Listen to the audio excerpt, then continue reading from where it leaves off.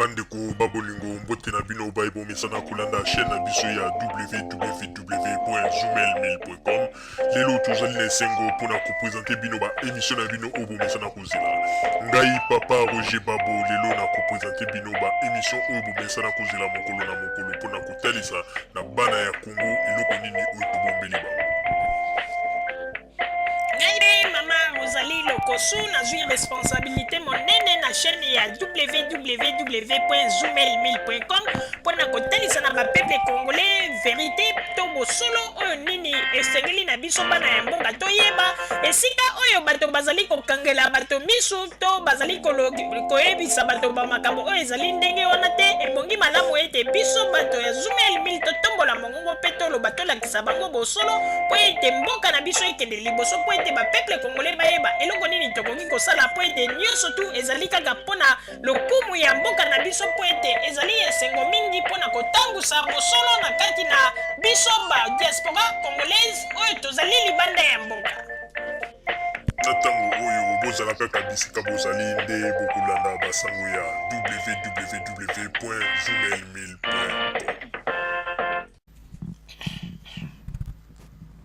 Bandeko babolingo mbote na bino bayebomesana kolanda radio Zoomel 1000.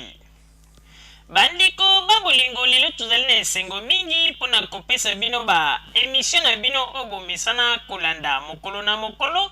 Lelo tokolobela bino nini bandeko babolingo, lelo tokopesa bino basango na oyo etali ndenge nini bato basilaki komela biso pe kotuna biso bamituna pe kopesa ba argument na bango na oyo émission tosalaki oyo elekaki mikolo mibale awa ya le Terminator Ngwanda. Bandeko babolingo bamosusu balobi ete na émission tosalaki ya le Terminator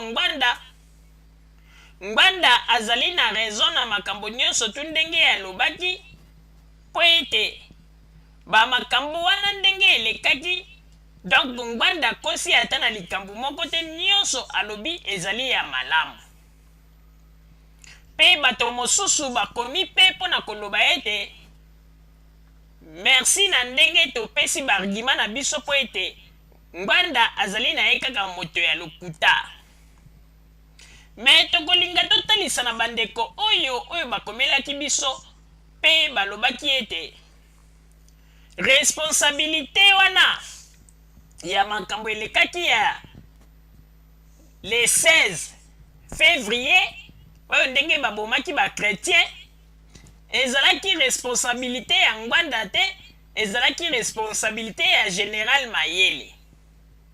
Oui bandeko, wana ezali ba argument na bino bopesi po ete mpona kotalisa biso ete ba responsabilité wana ezalaki ya Ngwanda te kasi ezalaki ya Général Mayele. Me bandeko babolingo, tokofaire raisonner bino mpona likambo moko boyeba ete Ngwanda ye moko na ba déclaration na ye autaki koloba malamu ete na réunion ya ba ministre bautaki ko soulever point likambo ya marche ya le 16 février.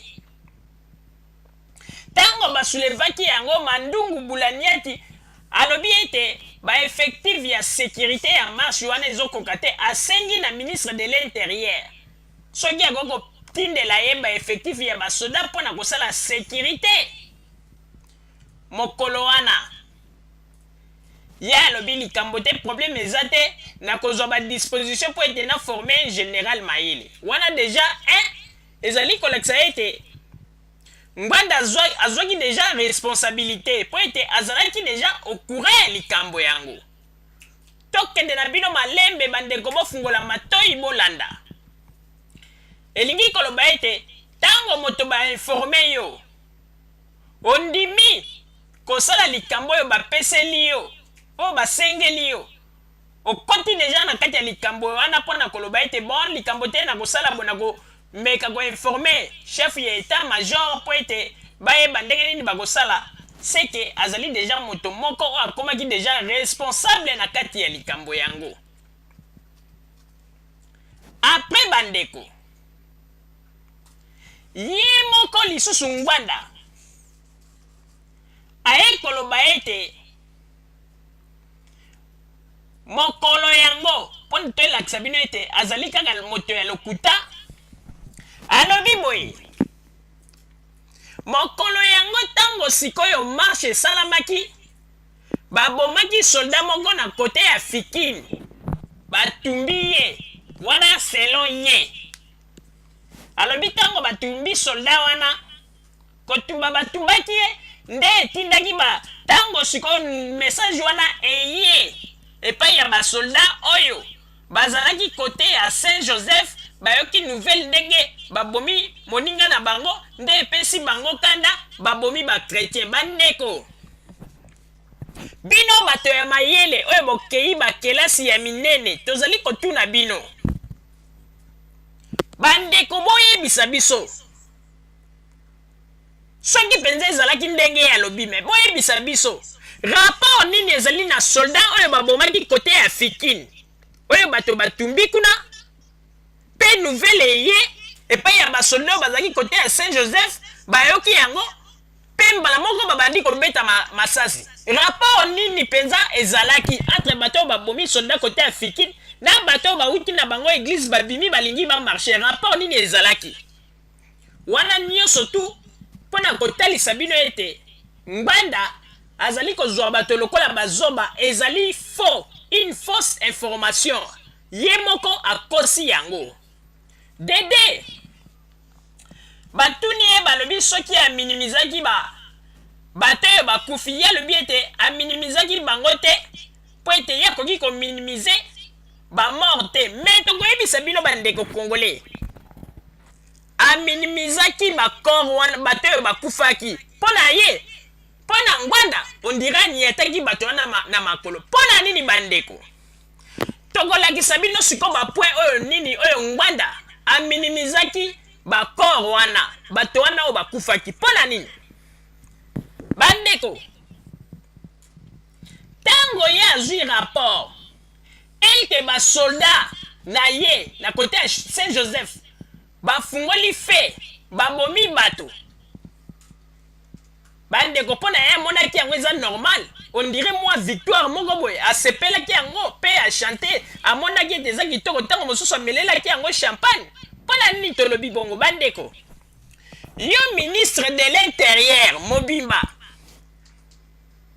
chef ya état major apesi yo rapport ke nayoki ke babeti masasi kuna babomi bakretien etant ke ministre ya intérieur alingaki asala nini alingaki ayebisa na chef ya état major azwa badisposition mpo ete bakanga basoldat oyo babomi bato wana mpo ete bapase devant la banque batuna bango mpo na nini bango basalaki likambo wana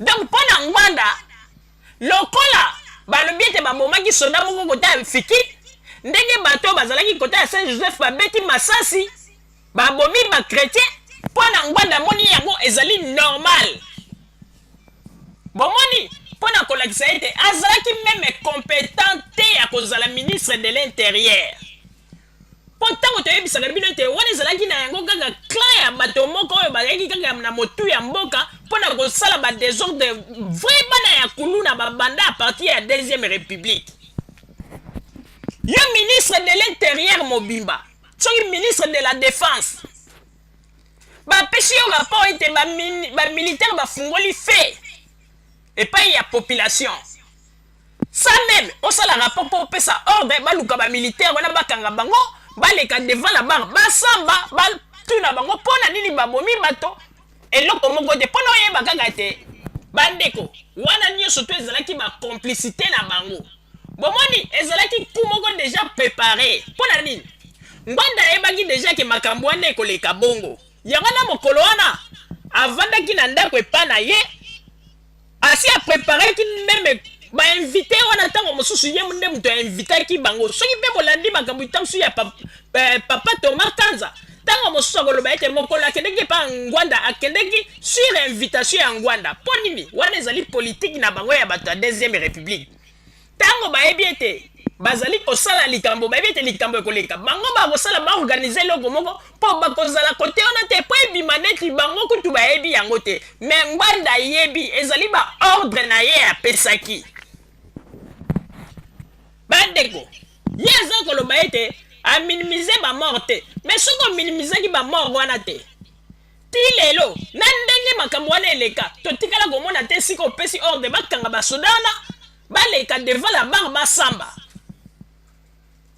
omoni ke place bozali kolakisa ete ominimizaki bato wana mpe ezalaki nango makambo kaka oke esalamaki na ordre na yo moko yo okoki kokosa biso te Ngbanda biso toyebi ete na ntango ya deuxième république yo bato oyo nyonso tu basoda bo bandaki kotia o chef d'état major o boyeboye bazalaki kaka lokola baetikete Ngbanda yo moto bandaki kocontrôle tout yo kanisi likambo wana ata général Mayele asa alobela yango adéclara bi ndenge nini nga nazali chef d'état major mais moto mosusu ministre ya défense akomi meme kokota na bapoint privé oyo ya makambo etali ete na kati ya makambo ya état major asi adéclara yango epai ya Mobutu mpo na koloba ete yo okoki kokosa biso te bandeko babolingo ntango ete me mama ozali makambo nini oyo azali koloba na minute oyo papa Botamba tokosenga na yo tiela biso nanu baimage mpo ete bakongole bayeba bamakambo nini ongai nazali koloba mpe bayoka bango moko bacomprendre bamona ete moto oyo babengi na nkombo ya Ngbanda le Terminator akochange te mpe akotikala jamais kochange mpo ete lokuta ezali na kati na makila na ye amesana bongo mpe akotikala bongo papa Botamba baimage s'il vous plaît. J'étais ministre de la Défense. Moi, j'étais ministre de la Défense. J'étais ministre de la Défense. Moi, j'étais ministre de la Défense. J'étais ministre de la Défense. Moi, j'étais ministre de la Défense.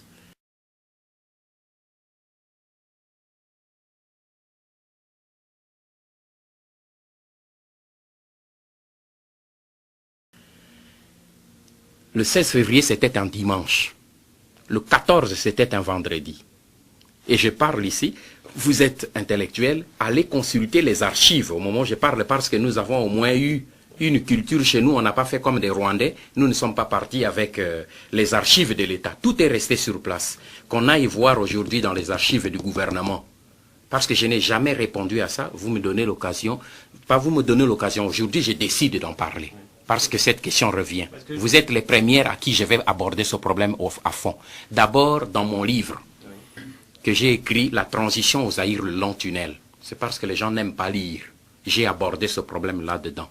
Et j'ai décrit cette journée du début à la fin. Je reviens simplement pour gagner du temps et me résumer. Le 14, c'était le vendredi, il y avait réunion du Conseil des ministres. Le Premier ministre Ngounz soulève le problème du projet de manifestation des chrétiens. La marche où l'opposition avait décidé de noyauter pour récupérer cette marche et faire des manifestations. Le Premier ministre demande au ministre de l'Intérieur, vous me suivez bien j'espère, le ministre de... Mais c'est dans le compte rendu du gouvernement. Vous pouvez, je vous renvoie au compte rendu du gouvernement qui se trouve dans les archives. Le Premier ministre demande au ministre de l'Intérieur, M. Boulamandou Ngounyati, de superviser les événements, comme dans tout pays, parce que vous ne croyez pas que nous avions le fonctionnement comme dans tous les autres pays. Ici en Belgique, en France, que ce soit en Allemagne ou ailleurs, quand il y a les manifestations, ce n'est pas l'affaire du ministre de la Défense. Et croyez-moi, les ministres tiennent à leur parcelle d'autorité. Ce n'était pas l'autorité du ministre de la Défense parce qu'il ne s'agissait pas de la guerre. Il s'agissait bel et bien d'une manifestation. Le ministre de l'Intérieur, mon collègue Boulamandungu, a soulevé un point. Il a dit, nous n'avons pas assez d'effectifs de gendarmes. Si on peut m'aider à avoir un effectif supplémentaire, je lui ai dit en plein conseil qu'il me fasse la demande par écrit et je lui ferai parvenir, je donnerai les instructions au chef d'état-major général, le général Mayele, de lui envoyer le nombre d'éléments dont il avait besoin. Et ça s'est arrêté là. Le 16 février, j'étais chez moi, à Gombe.